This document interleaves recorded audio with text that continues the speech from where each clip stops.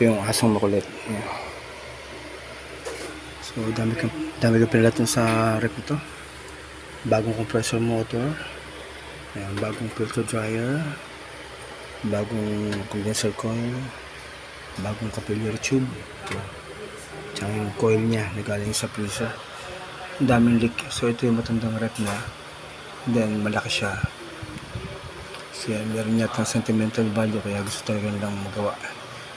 So yan, daming leak ito. May leak yung kanyang internal condenser. Kaya nagpalit ako ng external. Kasi hindi ako nagbubukas ito para hinangin yung tubo sa loob niyan. Mahina na yung tubo dyan. Pag binuksan yan, hininang ko yung may leak na tubo. Ilang buwan lang, may leak na naman sa ibang part. So para solid ang repair, dapat replacement ng bagong capillary, condensing coil. Parang yung mga lumang rep, mas matibay yun, hindi na nakabaon sa loob. Ito, hindi naglilik yung mga nakalabas na condenser coil. Kaya yung mga lumang rep, tumatagal ng 20 years, buo pa. Then may leak din yung kanyang capillary.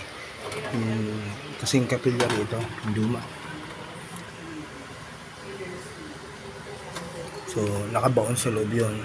Usually naglilik yung mga coil na nakabaon sa loob. So may mga nagawa na akong ganun. Talagang binuksan ko yung dati, binuksan ko yung loob. Kita ko yung lakas ng leak sa loob. So kaya yan, pinaka solid na repair. Talagang bypass na. Talagang binutos ko yung taas. So binutos ko to. Yan.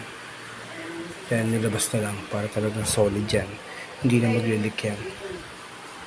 Yan, yung pinaka-freezer coil lang sa loob ang hindi ko pinatan. So ililigtas ko to. So hopefully walang leak yung mismong coil niya na condenser. Trabaho ng rep na to. Pero kayang kaya yan. Malaking rep kasi to kaya gusto nyo lang mabuo.